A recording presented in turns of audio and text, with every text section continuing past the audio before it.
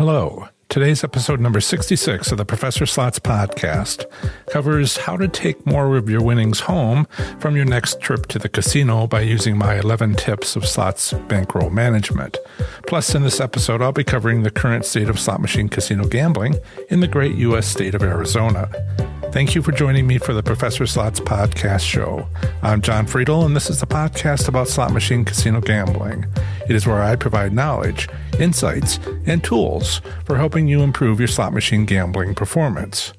In case you missed it, on my last episode was an audio recording of my first live Q&A session on YouTube. Further, I reviewed American Samoa slot machine casino gambling in 2019. I hope you enjoyed listening to my last episode as much as I enjoyed making it for you. Remember, my weekly Q&A session will be on Saturdays beginning at 2 p.m. Eastern Time until about 3 p.m. During tomorrow's live Q&A on my YouTube channel, I'd like us to focus on your 2020 goals for playing slots. But bring whatever slots questions you have, and I'll do my best to answer them. An easy-to-remember link to my live YouTube show is professorslots.com/live. Feel free to stop by any time during my hour-long Q&A.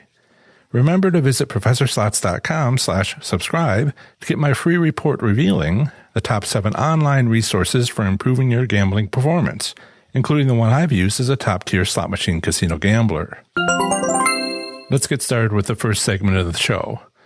Unfortunately, slots players typically spend any of their winnings before ever leaving the casino. A simple change of habit would let them instead leave as winners.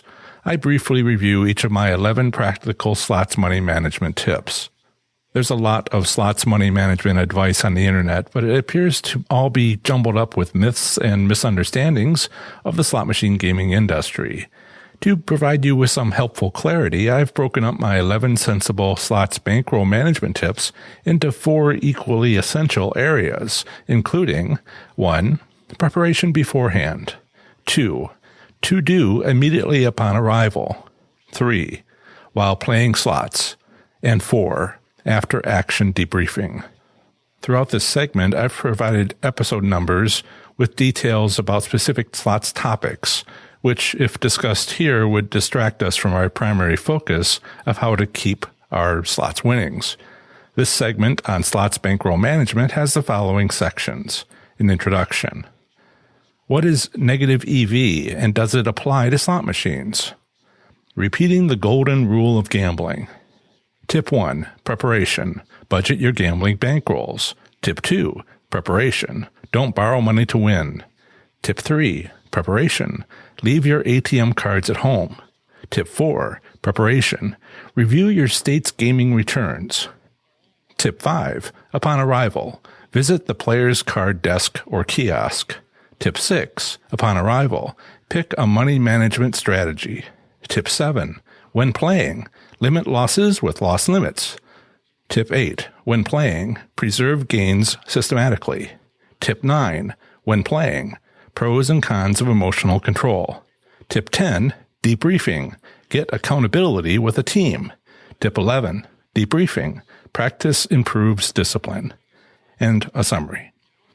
Unlike craps and blackjack, which are so-called negative EV games, you can consistently win at slots over the long term. EV stands for earned value, which is a statistical term for the more general word average. It means that on average, over time, everyone loses at craps and blackjack. Why?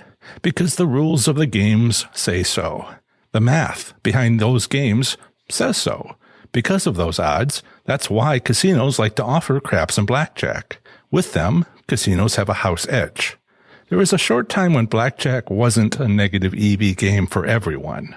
Players learned to do simple math in their heads to take advantage of casinos using only a few card decks. Since first developed, this card counting was itself countered by casinos with a higher number of decks, casino surveillance, and automatic card shufflers. If left alone by casinos, slot machine gambling is also a negative EV gain. But that if is essential. Casinos never leave them alone. They're always tinkering with the odds of winning on their slot machines, even before the arrival of casino operating computer systems in 2012. casinos have business practices that change the odds of winning on slot machines. For instance, their state or tribal compact may have gaming regulations that legally require them to meet a minimum theoretical payout return. They can only achieve this limit with the ability to adjust the odds of winning on a slot machine. For this reason alone, manufacturers must provide casinos with slot machines with adjustable odds of winning. But having this feature has allowed casinos to also incorporate unusual business practices, which also change the odds after the casino meets their obligations to the gaming authority. Yes, slot machines are casinos' biggest moneymaker, by far. The profit made from gaming revenue, even when giving back 93% of that revenue as winnings, is enormous for the casino.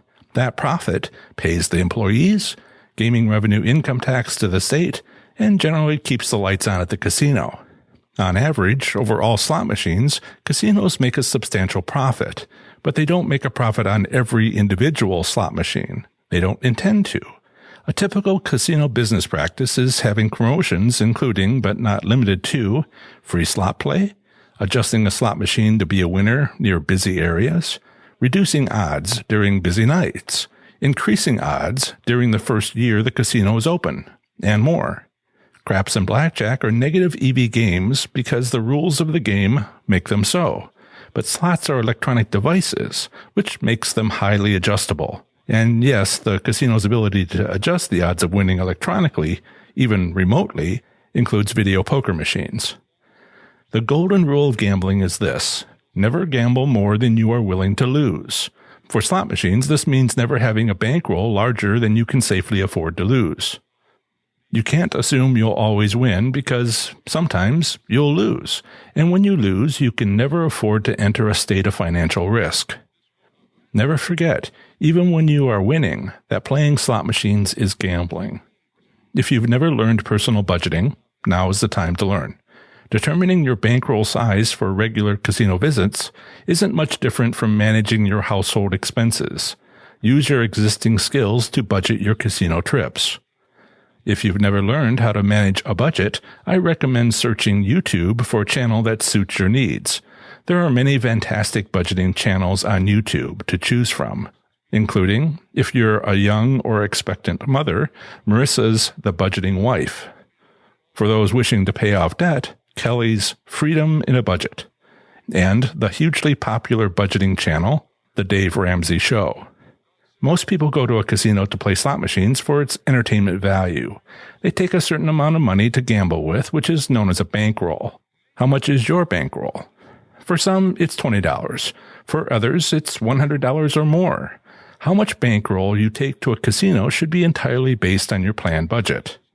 If your budget can't afford a gambling bankroll, you may still want to experience the casino environment. For instance, casinos have great buffets.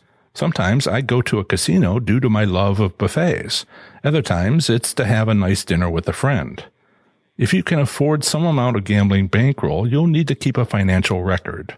Why? Because you might win money, and gambling winnings are taxable income. Keeping a gambling record before winning at a casino is essential for getting taxes back for gambling income when filing your annual tax returns. Consult your income tax preparer for the tax rules which apply to you. For more details on this topic, see episode number 28 on gambling record keeping for tax preparation and more. How much bankroll you take doesn't matter. Being on a budget means you adjust your play to match your bankroll, not the other way around. Going to a casino is lots of fun for many people. It shouldn't and doesn't need to be about financial risk. Never borrow money with which to gamble. It is possible to win money at a casino, yes, but there are no guarantees, even with my best strategies. Don't assume you'll come home a winner before you've yet arrived. This advice not to borrow goes double for credit cards. The cashier's cage at a casino will be happy to give you a cash advance on any of your credit cards right up to the limit available. Avoid doing so. Some people are unable to budget their gambling expenses. This inability is sometimes related to gambling addiction. There are various terms for people who spend all they own on gambling, including problem gamblers and degenerate gamblers. I'm not an addiction counselor or medical practitioner, so there is little help that I can provide. However, I've collected gambling helplines and other website resources on my Responsible Gambling webpage. A link to these resources is at the bottom of every one of my website pages at ProfessorSlots.com. Unless you've gotten into the habit of doing so, it can be challenging to stick to your gambling budget.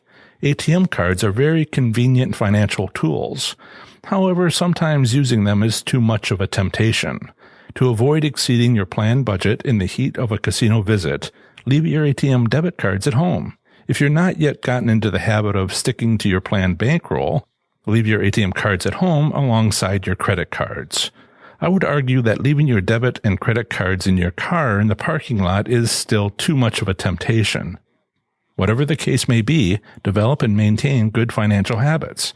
This advice includes managing your casino bankroll. You know yourself best, or your spouse does. We'll talk about teams later. So use that self-knowledge as an advantage play to keep your winnings. My last tip for preparing to gamble by playing slots is to choose the best casino as well as the best denomination slot machine to play. While individual preferences and planned bankrolls matter to making both these decisions, your state gaming commission may be of tremendous help. Perhaps you don't yet have a fundamental understanding of the usefulness of return statistics. For full details of this slots topic relevant to money management, see my episode number 24 on leveraging payout returns. Does your state's gaming commission offer publicly available payout return statistics? Depending on the specific state, there are several possible answers, including none, win percentages for each casino or state region, win percentages for each slot machine denomination, or both. Further, these financial statistics provided by casinos on the performance of their slot machines can be by year, month, or even by the week. Before you go to your chosen casino, or perhaps pick the casino with the best returns, learn what is available online from your state government. For links to my detailed state-by-state articles with just this sort of information and more, visit my free online resource at professorslots.com/online-resource. This article has links to my weekly reviews of each U.S. state, territory, or the federal district as a resource for slots enthusiasts. Your first stop once arriving at a casino to play slots should be the Players Club desk, or, as has become more prevalent of late, one of their kiosks. Several good reasons for doing this are: collect any available free slot play, register for any available promotions including point multipliers, receive any available discount vouchers, and play a free game to win any of the above. Gamblers are often a bit paranoid. For decades, an ongoing concern has been whether it's a good idea to use the player's card, which comes with membership to a casino's loyalty program. It's an excellent idea to use that card when playing slots. However, I cannot prove this to you as a fact. Because I or anyone else cannot prove it to you, not definitively, it will likely always remain an ongoing concern. But I can offer some observations as an attempt to convince you not to avoid the significant savings and substantial discounts provided when using a Players Club card. For my best thoughts on Players Club cards, see my episode number 16 on Players Rewards Clubs. There, you'll learn the origins of loyalty programs within the airline industry. Further, it'll detail what advantages you'll receive from such programs at casinos. When I've taught university courses, eventually my students will have questions about having a career after college. They're trying to come up with their plan. It may seem a bit harsh, but I tell them this: I don't care what your plan is. I care that you have a plan. When you arrive at a casino, decide upon a money management plan which you can implement. What is your strategy? What are your goals? If you search for money management strategies online, you'll find many suggestions. Pick one and stick with it for the length of your casino visit. Unfortunately, many of these suggestions aren't money management strategies, even though they try to say so. Instead, they're often about avoiding something with a known low return. For example, here's one with which I agree absolutely. Avoid playing wide area progressive slot machines. For why, see my episode number 25 on Winning Strategy 2, Progressive Slot Machines. I've prepared this slots bankroll management episode to, how shall I put it, teach you to fish once instead of forever catching fish for you. For example, the Nevada State Gaming Commission has returned statistics by region and slot machine denomination, including progressive and non-progressive slot machines. A popular wide area progressive is Megabucks, which has genuinely dismal payouts. Year after year, it's typically around 85%, while penny machines are 90%, and nickel machines are 95%. But you're a smart person. You already avoid wide area progressives, like the plague, if you gamble in Nevada. Why? Because you've read, thought about, and implemented tip number 4 above. Review your State Gaming Commission's return statistics. With this episode, I assume you want a systematic approach to slots bankroll management. I've assumed you want a high-level perspective of everything needed to manage your bankroll. I've further assumed you're okay with my providing linked resources for any necessary details. I cannot tell you everything about slots money management strategies available online, but I can help you evaluate any you find by what makes them an approach versus ad hoc gambling advice. One example I found, supposedly a money management strategy, suggested playing video poker instead. But perhaps it would help you if I offered keyword phrases to help you search online. Here they are. Slot machine, or slots, money management. Slot machine, or slots, bankroll management. Winner's bank wallet. Loss limits. The piles method, which includes 3 piles, one for bankroll, one for winnings, and one they call a sock, and the play-through once method. Whatever slots money management strategy you discover online, if it truly is about money management rather than general gambling advice, it always comes down to these 2 fundamental principles: limit losses and preserve gains. In this section, I'll delve into systematically limiting bankroll losses. The next section will do the same for preserving gains, or winnings, earned during slots gameplay. The easiest way, if perhaps not the most effective, to reduce the loss of a bankroll is to play slower.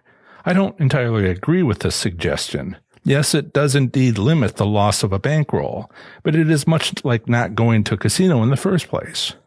My adjustment to this play slower suggestion is always to avoid playing 2 or more slot machines at the same time. That method was a fine approach back in the decades before the casino operating system technology developments of 2012, when slots were almost entirely games of chance. Now we know that we need to pay attention to the performance of a slot machine we play, rather than just let it play. These days, it's possible to pick out slots winning patterns, but only if you're paying attention to what you and the slot machine are doing together. See my episodes number 23, 25, 29, and 33 through 36 for my winning slot strategies. In general, most of the work necessary for limiting your losses occurred while preparing for your casino trip. You went looking for, and hopefully found, your State Gaming Commission's publicly reported casino-specific and slot machine denomination-specific return statistics. But one method for limiting losses is, instead, to always use loss limits when actively playing an individual slot machine.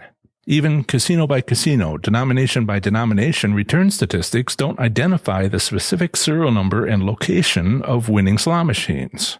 At best, as helpful as this truly is, you're only avoiding non-winning slot machines.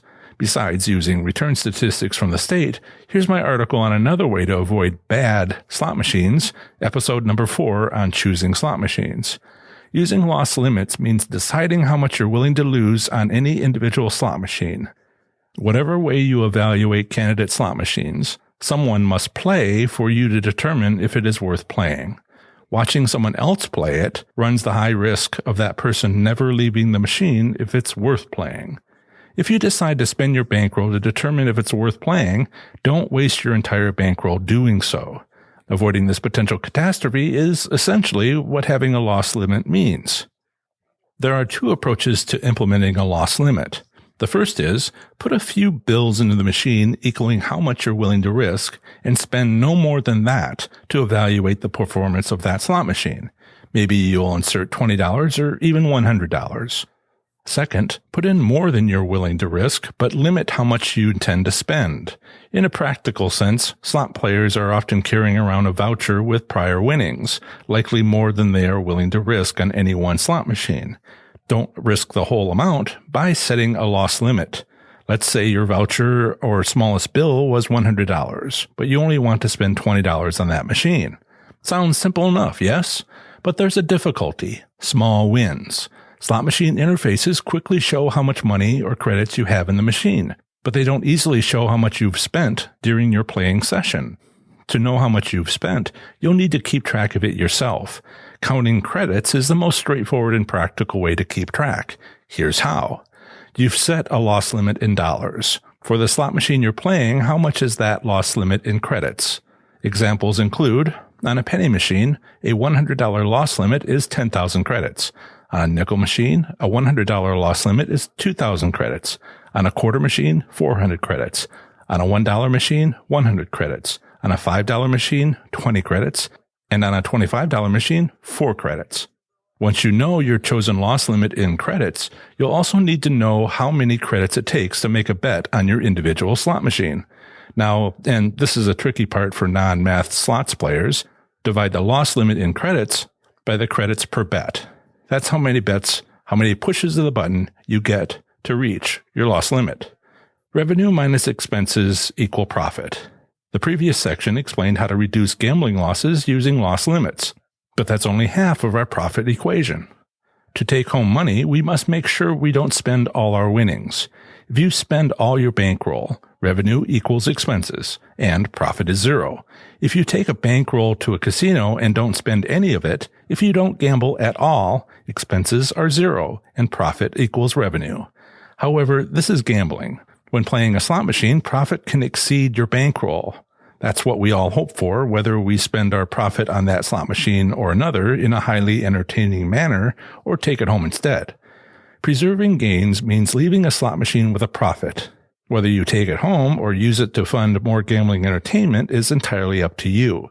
Most people go to a casino for entertainment value, but not everyone. For details on this relevant topic, see my episode number 5 on identifying gambling goals. There are several ways to protect your winnings when playing a specific slot machine systematically. All these methods involve timing your cash outs. Setting a loss limit, as discussed in the last section, is also about timing. Preserving gains, however, isn't about losing money carefully. Instead, it's about your actions immediately after a win, perhaps even a substantial win. Let's discuss your possible options after winning money playing slots. 1. Winning double or more of your entire original bankroll. Go home. 2. Winnings equal your entire original bankroll. Put all those winnings away and continue playing at the casino with the remainder of your original bankroll. 3. Win between how much you put into that slot machine at the start of playing it and half your entire original bankroll. Put some percentage of those winnings away where you won't spend it. I recommend 50% or half. 4. Win less than half of what you inserted initially into that slot machine. This is a potentially winning slot machine. Continue playing until reaching your loss limit. Then use those small winnings on other slot machines or not. It's your call. To keep these tips practical, I must point out 2 difficulties with suggestions number 2 and 3. First, slot machines don't allow you to cash out only part of the money inserted. How do you eject only a portion of it? You can't. Herein lies the charm of not using all your bankroll at once. With part of your bankroll inserted into that slot machine, you can cash out a voucher for the full balance and then enter money from your bankroll without ever leaving that winning slot machine. The second issue is where to put away your winnings so you don't or can't spend it. One approach is to use the Winners Bank 200 or Gamble Gram Box. You can find links to these Amazon products in my episode show notes at professorslots.com/episode 66. These devices are lockable containers slightly smaller than a typical wallet, if somewhat thicker. The Winners Bank 200 allows players to push bills in through a slot while its key remains at home. However, it can only hold up to 30 bills at most. There's an active possibility jamming will occur well before inserting 30 bills. The Gamble Gram Box requires a key to insert or remove money. However, it'll easily hold at least 50 bills, yet still close and lock. With good habits, neither of these lockable containers is particularly necessary. After only a few tries, I've successfully used 2 pockets for the same purposes and more. As I have needed to learn, a typical men's jean front pocket will hold $10,000 in 100s. That's 100 bills of any denomination without any of them peeking out. Using two pockets means putting your bankroll, your spending money, into one pocket, which is in nearly constant use. Money both goes into and comes out of this pocket. The other pocket is for deposit only. Again, with a little bit of habit forming, you can train yourself to use your pockets in this way. Because it is a habit, try to always use the same pocket for deposit only. You'll need to train yourself to take nothing out of it while you're still at the casino. I was surprised to find that it only took me about 3 tries before I never took anything out of that pocket until I got home. You can do the same and never have to worry about losing a key to a lockable container.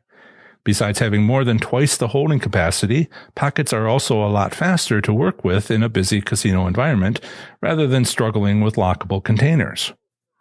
I've read a lot of opinions about emotional control while gambling. Most writers advise slots players to tightly control their emotions when playing. I take the opposite approach, but in moderation. As I wrote about in my book, Learning to Win, available in softcover and as an ebook on Amazon, great Christmas gift, by the way, for nearly a year, I was coldly analytical when playing slot machines. But it wasn't until I decided to get passionate that I started to win.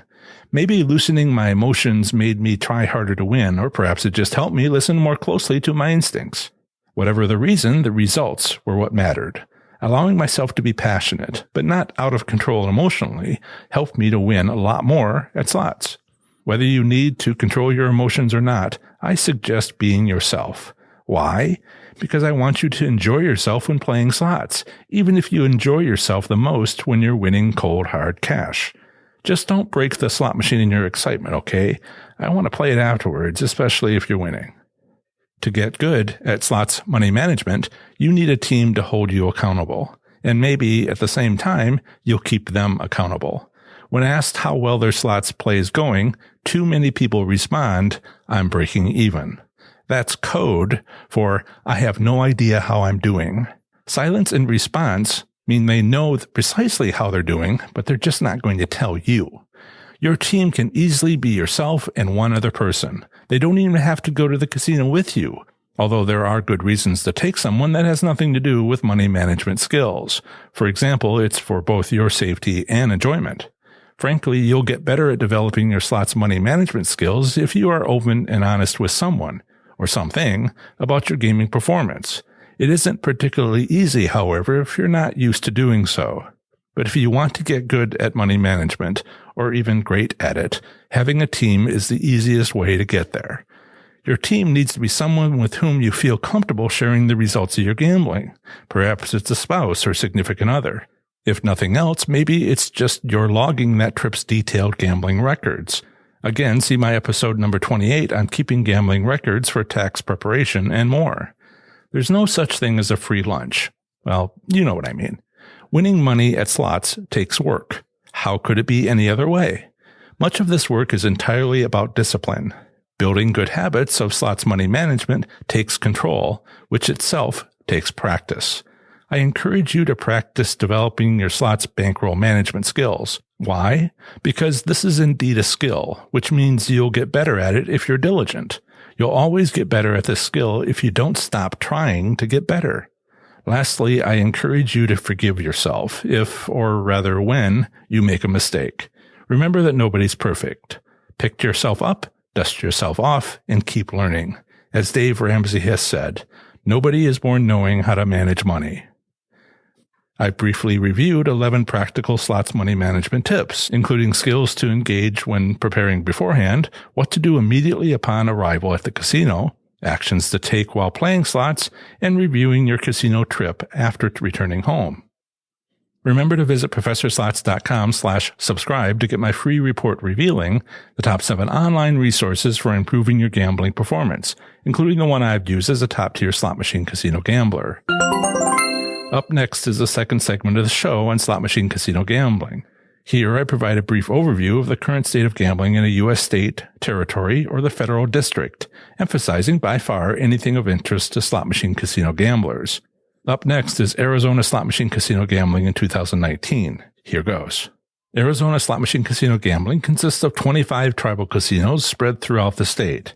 Each offers slot machines, video poker, video blackjack, video keno, and sometimes more. Arizona's pari-mutuel wagering sites don't have slot machines. Minimum and maximum theoretical payout limits exist for machines at Arizona's tribal casinos and depend upon the game played. However, no return statistics are publicly available. The minimum legal gambling age in Arizona depends upon the gambling activity. For land-based casinos, poker rooms, the lottery, and pari-mutuel wagering, it's 21. For bingo and pull tabs, it's 18. 21 American Indian tribes in Arizona negotiated tribal state gaming compacts with the state in 1993. Only Arizona's Hopi tribe has not negotiated a state tribal compact. All casinos offer Class 3 gaming machines, including slot machines, video poker, video blackjack, and video keno. Arizona's tribal state compacts limit the total number of Vegas-style gaming machines to 18,158, including 1,301 machines at each casino. As of September 1, 2019, Arizona's tribal casinos have 15,661 Vegas-style gaming machines and 1,201 Class 2 competition-style gaming machines. Next up is a usually short statement about slot machine private ownership, which I have included in case you live in this U.S. state and are considering owning a slot machine. Here it is. It is legal to own a slot machine in Arizona privately. The Arizona State Legislature established the Arizona Department of Gaming, ADG, in 1995, a few years after successful negotiation of tribal state gaming compacts. The ADG felt it was essential to have an independent regulatory body with expertise in gaming due to the growth of tribal gaming in Arizona.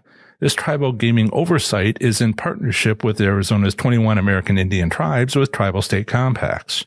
In 2015, ADG's responsibilities expanded to include oversight of pari-mutuel wagering, racing, boxing, and mixed martial arts events conducted in Arizona. There are 25 tribal casinos in Arizona. The largest casino in Arizona is Casino del Sol, having over 994 gaming machines and 36 table games. The second largest casino is Harrah's Ak-Chin Casino, having 1,135 gaming machines and 34 table games. Pari-mutuel wagering of races is available in Arizona, but these facilities do not offer slot machines. The 25 tribal casinos in Arizona are too many to mention here, so I've provided a complete list along with links to their websites, assuming they've set one up, at my website blog article for this state at professorslots.com/az. As an alternative to enjoying Arizona slot machine casino gambling, consider exploring casino options in a nearby state. Bordering Arizona is, to the north, Utah, to the east, New Mexico, to the south, the country of Mexico, and to the west, California and Nevada. To visit any of my articles on these U.S. states, simply visit professorslots.com followed by its 2-letter postal designation. For example, my Utah slots article is available at professorslots.com/UT. Are you interested in sharing and learning with other slots enthusiasts in Arizona? If so, join our Arizona Slots community on Facebook at professorslots.com/FBAZ. All you'll need is a Facebook profile to join this closed Facebook group freely. There, you'll be able to privately share your slots experiences as well as chat with players about slots gambling in or near Arizona. Again, use this convenient link I've created to go directly to our group on Facebook, professorslots.com/FBAZ. Join us. The tribal state gaming compacts between Arizona and its tribes have placed limits on payout returns for gaming machines based on the type of game. All gaming machines have a maximum theoretical return of 100%.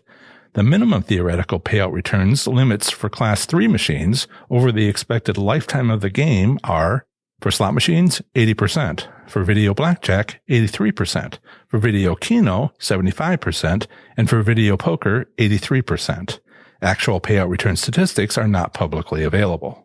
Arizona slot machine casino gambling consists of 25 tribal casinos with 15,661 Class 3 Vegas-style gaming machines offering slots, as well as video poker, blackjack, and keno. Theoretical payout return limits for slot machines are a minimum of 80% and a maximum of 100%. No payout return statistics are publicly available. In the last year, the total number of Class 3 gaming machines has increased by 271. This total is 2,497 machines short of the legal limit imposed by Arizona's tribal state gaming compacts. Remember to visit ProfessorSlots.com/subscribe to get my free report revealing the top 7 online resources for improving your gambling performance, including the one I've used as a top-tier slot machine casino gambler.